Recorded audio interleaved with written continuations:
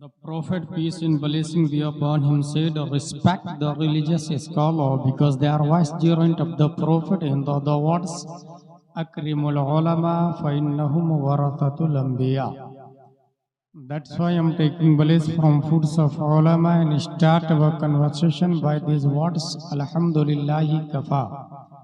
Wassalatu wassalamu ala Muhammadin nabiyyikal Mustafa.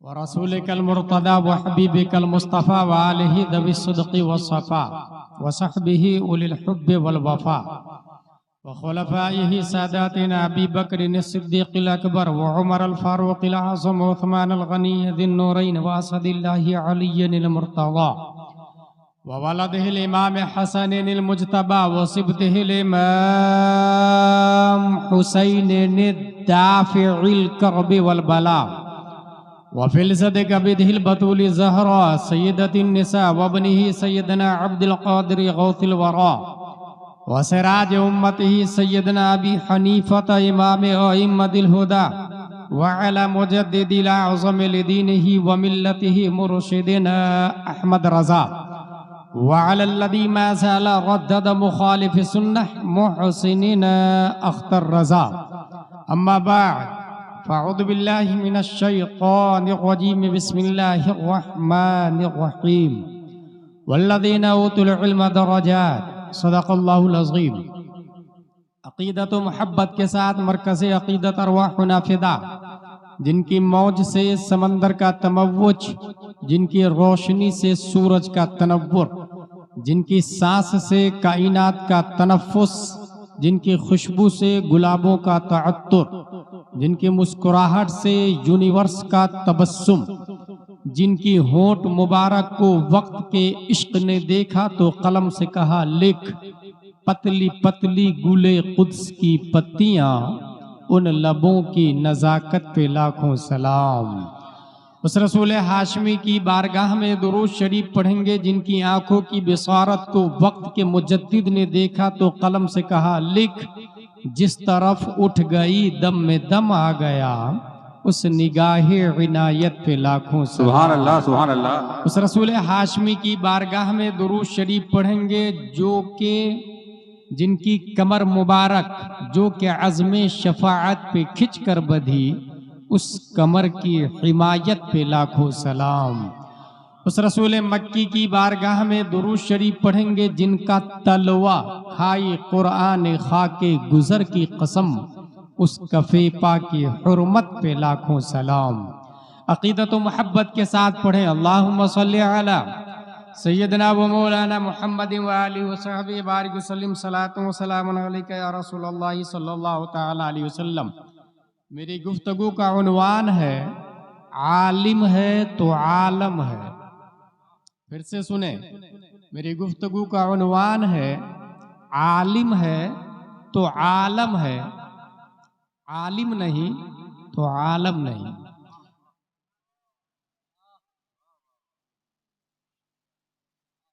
ऐन लाम meme, इल्म ही से आलिम भी बना और आलम भी, और इसी का मफ़ऊल मालूम है और मस्दर अल इल्म। इल्म कहते हैं जानने को। जवाहिरुल मंतिक में अल्लामा बदरुद्दीन अली रहमा ने इसकी तारीफ ये की है, इल्म वो रोशनी है जिसके दायरे में कोई चीज आए तो मुनकशिफ हो जाए। ये इल्म की तारीफ है। इल्म के सिलेबस के हिसाब से कैम्ब्रिज के प्रोफेसर ने 3 किस्में की और ये कहा जिस इल्म में 3 चीजें हो वो इल्म कामयाब है। Number 1 confidence, number 2 character, number 3 creative. Confidence जिस इल्म में एअतिमाद हो। नंबर 2 कैरेक्टर जिस इल्म में अखलाक अच्छे हो। नंबर 3 क्रिएटिव जिस इल्म के जरिए इंसान मजहूलात को हासिल कर ले, मालूमात को तरतीब दे के मजहूलात को हासिल कर ले।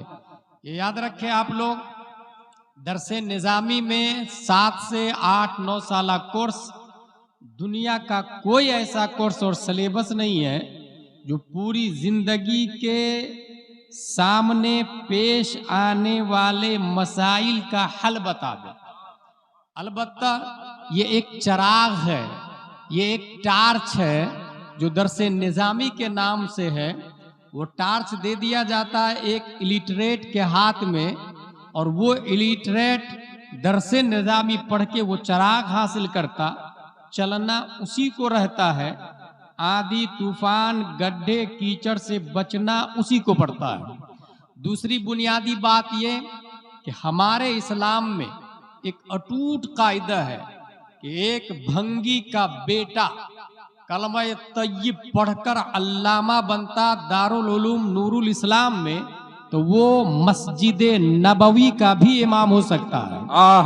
और एक वली नहीं, नबी का बेटा अगर शराब पीता है तो इस उत्तर दीनाजपुर की छोटी मस्जिद की इमामत से भी बर्खास्त कर दिया जाता है, क्योंकि हमारे यहाँ सर्टिफिकेट और डिग्री कोई माना नहीं रखती। हमारे यहाँ जितना इल्म है उतना ही बड़ा अल्लामा, और जितना अमल है उतना ही बड़ा मुत्तकी परहेजगार हो जाता है। इस तमहीद के बाद दूसरी बुनियादी बात ये सुन ले कि जलसे का मकसद है सेंट्रल प्रोसेसिंग ऑफ यूनिट। इंसान हर शख्स कंप्यूटर लेके पैदा हुआ है, बल्कि साइंटिस्ट ने ये कहा है इंसान के दिमाग में 1 मिलियन बिलियन गीगा और बाइट्स डाटा इंसान की मेमोरी में सेव हो सकता है। इतना दुनिया का कोई कंप्यूटर भी नहीं सेव कर सकता जितना कि इंसान का दिमाग सेव करता है। 1 मिलियन बिलियन गीगा और बाइट्स डाटा इंसान के कंप्यूटर में सेव होता है। इंसान मुखल्ला अनिल उलूम है। जलसे के जरिए उस कंप्यूटर में ईमान का प्रोग्राम डाउनलोड किया जाता, अपलोड किया जाता। इसलिए जो जलसे में अकीदत व मोहब्बत और सीखने की नीयत से बैठेगा, उसकी मेमोरी में दीनियात, सदाकत, अदालत, इस्लामियात, सलात, सौम और इश्क व मोहब्बत के प्रोग्राम अपलोड होंगे। और जो इस नीयत से नहीं बैठा तो एक नहीं लाखों जलसे में बैठ ले, वो जाहिल का जाहिल रहेगा। उसके बाद अब बुनियादी बात सुने, आलिम है तो आलम है। याद रखें, हमारे नबी सल्लल्लाहु ताला अलैहि वसल्लम पूरी दुनिया में बएतबारे मखलूक सबसे बड़े अल्लामा है। हमारे नबी से बढ़कर कोई आलिम नहीं। कुरान शरीफ की आयत है, फौका कुल्ले दी इल्मिन अलीम, हर इल्म वाले से ऊपर एक इल्म वाला है। आप भी इल्म वाले हैं, कुछ मसाइल आपको भी याद होंगे। उसके बाद उलमा है, फिर औलिया है, फिर अगवास है, फिर सहाबा है, फिर अंबिया है, फिर रसूल है। और तमाम रसूलों का मर्तबा जहां खत्म होता है वहां से मुस्तफ़ा की फजीलत की इब्तिदा होती है, वहां हमारे नबी की रसाई की इब्तिदा होती है। अब सुने, हमारे नबी सल्लल्लाहु ताला अलैहि वसल्लम क्या है, इस हवाले से बुनियादी तौर से जहन में रखे। पूरी दुनिया में जितनी चीजें आप देख रहे हैं उन सबको मौजूद कहा जाता है। और मौजूद की 2 किस्में हैं। एक वो मौजूद जो खारिज में किसी रीजन की वजह से मौजूद हो, और दूसरा वो मौजूद जो खारिज में बगैर किसी रीजन और इल्लत के मौजूद हो। बस 2 ही मौजूद है पूरी दुनिया में, तीसरा कोई मौजूद नहीं है। बेएतबारे वजूद की अगर आप बात करते हैं तो हम मौजूद हैं, कल नहीं थे, आज है, कल नहीं होंगे। डरबन कल था, आज है, कल नहीं होगा। अमेरिका कल नहीं था, आज है, कल फिर नहीं होगा। आसमान कल नहीं था, आज है, कल फिर नहीं होगा।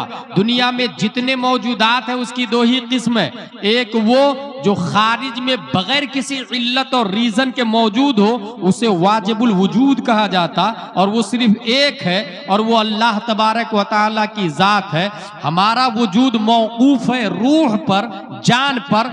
जब तक बदन में जिस्म बाकी, रूह बाकी है, we are talking, we are minding, we are catching, we are watching, we are handing, we are thinking, we are handing, we are reading, we are we can do everything by our soul. जिसमें रूह है तो हम सब कुछ कर रहे हैं, रूह निकल जाती है, इंसान खत्म हो जाता है, पता ये चला हम मौजूद है खारिज में इल्लत के सबब से, और अल्लाह तबारक व तआला मौजूद है खारिज में बगैर किसी इल्लत के। अल्लाह तबारक व तआला किसी की वजह से मौजूद नहीं है। अब सवाल पैदा होता, हमारे नबी कौन सी किस्म में दाखिल है? वाजिबुल वजूद हमारे नबी हो नहीं सकते, क्योंकि वाजिबुल वजूद सिर्फ अल्लाह तबारक व तआला है, और अल्लाह किसी की इबादत नहीं करता। हमारे नबी नमाज पढ़ते हैं, रोजा रखते हैं, हज करते हैं, कुरान की तिलावत करते हैं, हमारे नबी इबादत करते, तो हमारे नबी वाजिब हो नहीं सकते। और ऐसे भी वाजिबुल वजूद सिर्फ एक है, वो अल्लाह तबारक व तआला है। अब दूसरा मौजूद जो हम लोग हैं, इन्हें मुमकिन कहा जाता है, और मुमकिन का मतलब ही यही होता है जो कल ना हो, आज है कल फिर नहीं होगा। ये जलसा, ये शामियाने, बल्कि ये गांव, बल्कि बंगाल ही नहीं, इंडिया, दुनिया कल नहीं थी, आज है कल नहीं होगी, इसी को मुमकिन कहा जाता। सवाल यह है कि हमारे नबी कौन सी किस्म में दाखिल है? वाजिब हो नहीं सकते, मुमकिन समझ में नहीं आ रहे हैं, क्योंकि हमारे नबी इबादत कर रहे हैं और वाजिब इबादत नहीं करता। इमाम इसको मोहब्बत इरशाद फरमाते हैं, मुमकिन में ये कुदरत कहाँ, वाजिब में अबदियत कहाँ। ये मुमकिन में कुदरत कहाँ का मतलब यह है कि मुमकिन तो है हमारे नबी, लेकिन समझ में इसलिए नहीं आ रहे हैं कि नबी भी मुमकिन, हम भी मुमकिन, लेकिन नबी इशारा करते तो चांद को फाड़ देते हैं, हम इशारा करते तो लकड़ी भी नहीं फटती है, नबी इशारा करते तो सूरज पलट आता है, हम इशारा करते हैं तो कौवा भी नहीं आता है। फिर हमारी तरह कोई मुमकिन में नबी को शामिल न कर ले। इसीलिए बरेली के इमाम कहते हैं, मुमकिन में ये कुदरत कहाँ, वाजिब में अबदियत कहाँ। हैरा हूं, ये भी है खता, ये भी नहीं, ये भी नहीं, ये भी नहीं, वो भी नहीं, वाजिब भी नहीं हमारे नबी, मुमकिन भी नहीं हमारे नबी। फिर हमारे नबी है क्या? तो इस डीप में आप जाएंगे तो ये समझ में आएगा। बेटा मौकूफ होता है माँ पर, माँ मौकूफ होती है शौहर पर, शौहर मौकूफ होता है शौहर बाप पर, बाप मौकूफ होता है अपने बाप पर, अपना बाप मौकूफ होता परदादा पर, परदादा मौकूफ होता लकड़दादा पर, फल मौकूफ होता शाख पर, शाख मौकूफ होती है झाड़ पर, और दरख्त मौकूफ होता है जमीन पर। इसी तरीके से दुनिया की तमाम चीजें दूसरी चीजों पर मौकूफ है। और अगर डीप में जाके आप देखेंगे तो तमाम मौजूदात की एक जान है। वो जान क्या है? बरेली के इमाम इरशाद फरमाते हैं, बरेली के इमाम इरशाद फरमाते हैं, पूरी दुनिया एक मौजूद है और तमाम मौजूदों की जान प्यारे मुस्तफा सल्लल्लाहु तआला अलैहि वसल्लम है। इमाम इसको मोहब्बत फरमाते हैं, वो जो न थे तो कुछ न था, वो जो न हो तो कुछ न हो, जान है वो जहान की, जान है तो जहान है। नारे तकबीर, नारे रिसालत, मसलके आला हजरत। गायतो इल्लत सबब, बहरे जहां तुम हो सब तुमसे बना, तुम बिना तुम पे करोड़ों दुरूद। बाएतबारे वजूद हमारे नबी से अफजल कोई हो नहीं सकता। दूसरा आ जाए, बाएतबारे अक्ल देखें, दुनिया के अंदर एक इंसान दूसरे इंसान को बीट करता है, एक इंसान दूसरे इंसान को पीछे छोड़ता है। पता है आपको, साइकिल वाले से ज्यादा पावर वाला वो शख्स है जिसने मोटरसाइकिल बनाई। मोटरसाइकिल वाले को बीट कर दिया फोर व्हीलर बनाने वाले ने, फोर व्हीलर बनाने वाले को बीट किया जब उससे ज्यादा माइंडेड प्लेन बनाने वाला आया। अब प्लेन बनाने वाले को भी बीट कर दिया शटल स्पेस बनाने वालों ने। लिहाजा जिसके पास अक्ल जितनी ज्यादा होगी वो अपने पहले को ओवरटेक करेगा, अपने पहले को बीट करेगा और आगे निकल के चला जाएगा। साइकिल की वैल्यू सबसे अफजल आला थी जब तक मोटरसाइकिल नहीं आई थी। मोटरसाइकिल की वैल्यू जब समझ में आई साइकिल पीछे हट जाती है। मोटरसाइकिल की वैल्यू सबसे अफजल आला थी जब तक फोर व्हीलर नहीं आई थी। फोर व्हीलर की वैल्यू सबसे अफजल वाला थी जब तक प्लेन नहीं आया था, लेकिन प्लेन वालों ने सबको बीट कर दिया है। अक्ल जिसके पास जितनी ज्यादा होगी वो दूसरे को बीट कर देगा। और अक्ल के हवाले से जब हमने पढ़ना शुरू किया तो अक्ल की 4 किस्में हिदायतुल हिकमत में बताई गई है।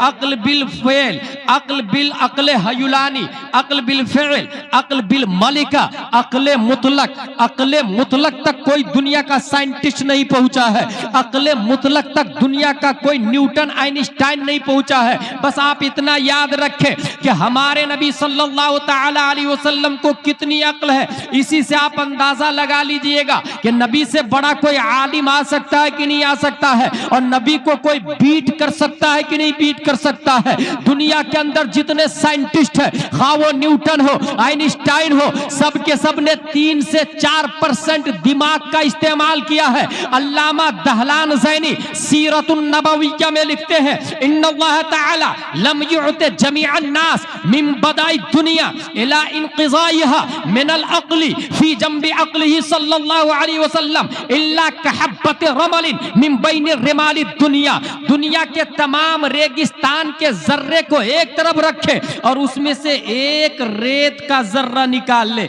एक नाखून में 100 रेत आ जाते हैं। एक रेत ले ले, उस एक रेत की कोई हैसियत नहीं है तमाम रेगिस्तान के सामने में। ऐसे ही पूरी दुनिया के अक्लमंदों की अक्ल की कोई हैसियत नहीं है मुस्तफा की अक्ल के सामने में, प्यारे मुस्तफा के दिमाग के सामने में, प्यारे मुस्तफा के शऊर के सामने में। और सबसे बड़ी मिसाल दे दूं, दुनिया वालों ने गौर व फिक्र किया तो ये कहा जमीन सबसे अफजल व आला है, क्योंकि जमीन फसल उगाती है, चावल देती है, जमीन गेहूं देती है, बाजरा मक्का जौ गन्ना कपास देती है, जमीन खजूर भी देती है, काजू किशमिश पिस्ता अखरोट भी देती है, जमीन पानी भी देती है, लिहाजा जमीन सबसे ताकतवर है। लेकिन जब पहाड़ की चट्टान को देखा, माउंट एवरेस्ट हिमालय 8848 मीटर ऊंचाई, उसकी सलाबत और सख्ती को देखा, इंसान ने कहा जमीन से ज्यादा पावरफुल पहाड़ है। लेकिन पहाड़ को लोहे की मशीन ने जब पाउडर बनाना शुरू कर दिया, इंसान ने कहा लोहा सबसे ज्यादा ताकतवर है। लेकिन जब लोहे को पिघलाने और गलाने और जलाने की मशीन पैदा हो गई, अंगार के जरिए इंसान ने लोहे को पिघलाना शुरू किया, तो लोहे को रिजेक्ट करके सबसे ज्यादा पावरफुल आग को लोगों ने माना। लेकिन आग को जब बारिश के कतरात काफूर में बदल दिए, लोगों ने वाटर और समंदर गंगा यमुना की ताकत के सामने सर को झुकाया है। और जब सतहे आबे बहर पर शुआए शम्स मई जून में दिन के 12 बजे अपनी हुकूमत का सिक्का चलाया है और पानी को भाप बनाकर ऊपर उड़ाना शुरू किया है, तो दुनिया के बड़े बड़े दानिश्वरों ने कहा सबसे ज्यादा पावरफुल सूरज है। और सूरज पर आकर तमाम लोग रुक जाते हैं। सूरज, उसके बारे में साइंसदानों ने तहकीक की है, 3,33,000 गुना ज्यादा बड़ा है सूरज जमीन से। फिर से सुने, जमीन से सूरज 3,33,000 गुना ज्यादा बड़ा है। सिर्फ यही नहीं, साइंटिस्ट आगे ये लिखता है 13 लाख जमीन सूरज के अंदर फिट हो सकती है। ऐसी 13 लाख जमीन सूरज के अंदर फिट हो सकती है। पता ये चला सबसे बड़ा सूरज है। इसी वजह से न्यूटन ने भी सूरज को सेंटर पॉइंट माना है, आइंस्टाइन ने भी सूरज को मरकज माना है, गैलीलियो ने सूरज को मरकज माना है, टेको ब्राही ने सूरज को सेंटर ऑफ द वर्ल्ड माना है, आज ज़रक़ाली ने सूरज को सेंटर ऑफ द वर्ल्ड माना है। दुनिया के तमाम साइंटिस्ट सुकरातो, बुकरातो, अरस्तु, फीसा, गौरिस, केपलर से लेकर एपीजे अब्दुल कलाम तक तमाम दानिश्वरों ने, ओकला ने सूरज को सबसे बड़ा सेंटर ऑफ द वर्ल्ड माना और सूरज के सामने अपने घुटने को टेक दिए। सिर्फ घुटना नहीं बल्कि सर को भी झुका दिया। 571 ईस्वी अब्दुल्ला की पीठ से, आमीना के बदन से, मक्का की धरती पर मकामे बैदा पीर के दिन सुबह सादिक रब्बे कदीर ने लफ्ज़े मोहम्मद से मुसम्मा मुस्तफा को पैदा किया। और वो हमारे नबी मकामे सहबा में अली की नमाज के लिए सूरज पर अपनी हुकूमत का सिक्का चलाया और कहा पलट। ये दरअसल जवाब था दफा दखले मुकद्दर के तहत। न्यूटन देख ले, आइंस्टाइन देख ले, केपलर देख ले, ज़रक़ाली देख ले, अरस्तु देख ले, फीसा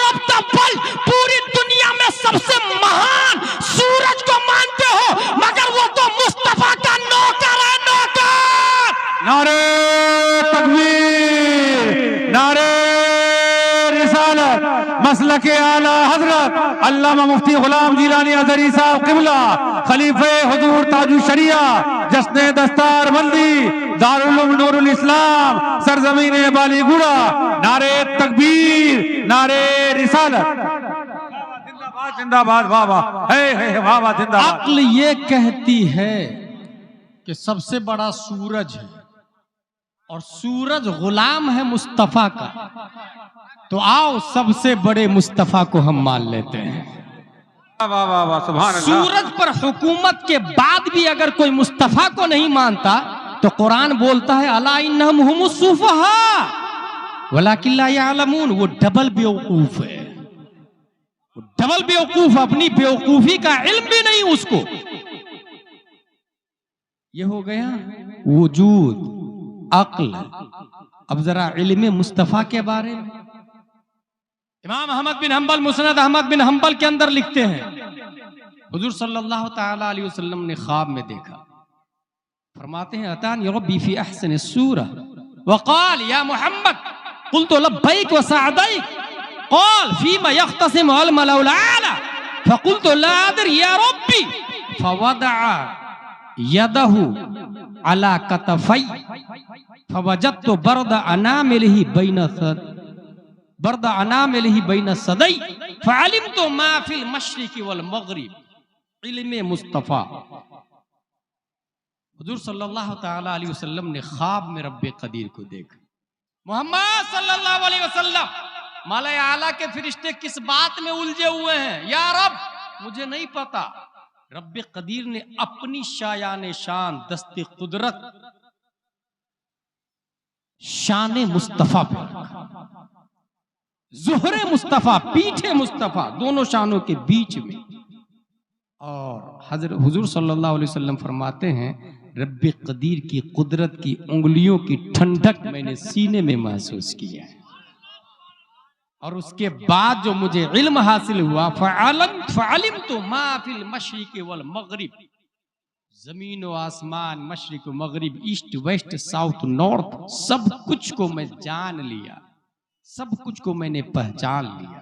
इल्म पता ये चला हमारे नबी से अफजल व आला कोई हो नहीं सकता, हमारे नबी से बड़ा अल्लामा कोई हो नहीं सकता। और जब हमारे नबी से बड़ा अल्लामा कोई नहीं हो सकता तो फिर इस्लाम को कोई शख्स ओवरटेक नहीं कर सकता, इस्लाम को कोई शख्स बीट नहीं कर सकता। उसकी एक और वजह, एक तीसरी वजह दे, चौथी वजह दे दूं बल्कि रफ्तार। आज भी रफ्तार का जमाना है। साद मेमन छत्तीसगढ़ वाला 5 साल की मेहनत से एक मिनी कंप्यूटर बनाया जिसके अंदर 18 या 8 कंप्यूटर का पावर उसने एक कंप्यूटर में दिया। 8 कंप्यूटर का पावर एक कंप्यूटर में लाया। कौन? साद मेमन। बड़ी बड़ी कंपनियों ने उसको एडॉप्ट करना शुरू किया। आप आ जाइए ना हमारे यहाँ काम कीजिए। कहा नहीं मुझे ये और पढ़ना है और इंडिया को डिजिटल इंडिया बनाऊंगा। इसका मतलब ये हुआ कि आज भी अल्लाह ने मोमिन को जितनी अक्ल दी है किसी काफिर के पास उतनी अक्ल नहीं है। मोमिन को जितना शऊर और इदराक दिया है किसी काफिर के पास नहीं।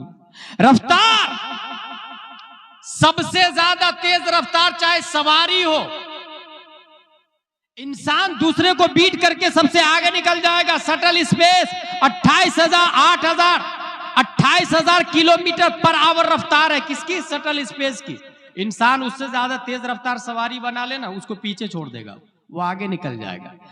रफ्तार के एतबार से हमारे नबी की क्या कैफियत है, हमारे नबी की रफ्तार कितनी, इस हवाले से अगर आप तहकीक करेंगे तो यहां तक पहुंचेंगे। आइंस्टाइन उसने ये लिखा There is nothing faster than speed of light, which is 1,86,000 per second.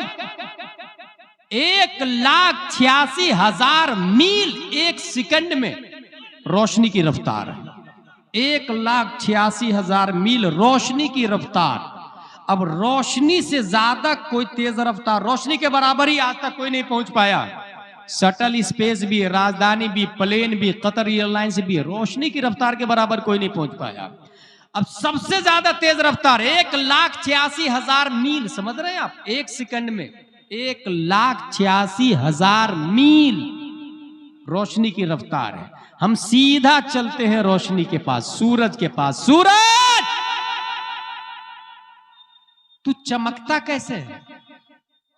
सूरज बोलता है मिन हैसो हिया हिया, मैं तो तारीख था। दरे नबी पे दामन को फैलाया, नबी ने भीख में रोशनी दी तो मैं आज तक चमका। वाह वाह वाह, सुभान अल्लाह। चांद तेरी चांदनी कैसे बाकी है? कहा मैं भी मिन हैसो हिया हिया तारीख था, मैंने भी देखा सब लोग भीख मांग रहे हैं, मैं भी भीख मांगने चला गया। नबी ने भीख में रोशनी दी है तो मेरी चांदनी आज तक बाकी है। पता ये चला आइंस्टाइन, तूने तो डिस्कवरी कर दी कि रोशनी, सूरज की रोशनी की रफ्तार 1,86,000 मील फी सानिया, 8 मिनट कुछ सेकंड में सूरज की रोशनी धरती पे पहुंचती है। मगर जरा ये तो पूछ ले, सूरज चमकता कैसे है? सूरज को ये रफ्तार कहां से मिली? सूरज की रोशनी कहां से आई? तो सूरज ये जवाब देगा, और ये जवाब सूरज की तरफ से कौन देगा? अगर कोई मस्जिद का इमाम दे दे तो ये कहेगा कि इसकी लाइन है अलिफ बा ता था जीम हा खा दाल दाल रा जा सिन शिन सॉ क़ क़ ज़ ऐन गैन फा क़ाफ काफ लाम मीम नून वाव हाल वाली हमजा या वाली। ये तो एदादिया वाले लोग हैं, ऊला सानिया सालसा राबिया खामिसा सादिसा साविया वाले लोग हैं। ये यसरनल कुरान अम्मा पारा कुरान शरीफ शरे विकाया हिदाया दिराया निहाया गुरान शरकन दकाइक बहरे मुहीत समरकंदिया फतावा रज़विया वाले लोग हैं। इसलिए इसकी बात हम क्यों कर माने? इसकी लाइन अलग मानी जाती है। और जो लोग ABCD वाले हैं, कॉन्वेंट सेंट पायस सेंट जोसेफ वाले हैं, वो सूरह फातिहा की मीनिंग से जाहिल है, वो सूरह नास की अंडरस्टैंडिंग से जाहिल है, वो सूरह रात को समझने से कासिर है। इसलिए रब्बे कदीर ने सूरज की रफ्तार को बताने के लिए एक ऐसे शख्स का इंतखाब किया जो शख्स अपने आप में आलिम भी है, हाफिज भी है, कारी भी है, मुफ्ती भी है, मुहक्किक भी है, मुदब्बिर भी है, मुफस्सिर भी है, मुशर्रिह भी है। तो दूसरी तरफ वो न्यूटन का बाप भी है, आइंस्टाइन का दादा भी है, तमाम साइंसदानों का बाप बनाकर 1272 हिजरी 14 जून 1856 ईस्वी में नबी अली खां की पीठ से एक बच्चा बरेली की धरती पर इमाम अहमद रजा खान के नाम से पैदा किया।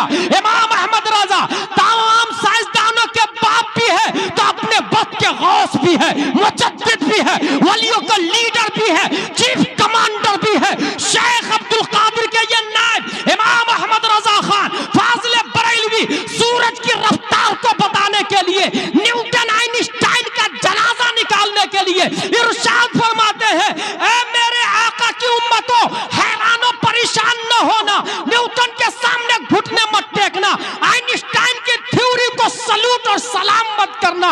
ये जो महरो मह पे है इतलाक आता नूर का, ये जो महरो मह पे है इतलाक आता नूर का, भीख तेरे नाम की है इस्तिआरा नूर। नारे तकबीर, नारे रिसालत, मसलक आला हजरत, फैजान आला हजरत, खलीफे हुजूर ताजुल शरिया हजरत अल्लामा मुफ्ती गुलाम जिलानी अज़हरी साहब क़िबला, जश्न दस्तार बंदी।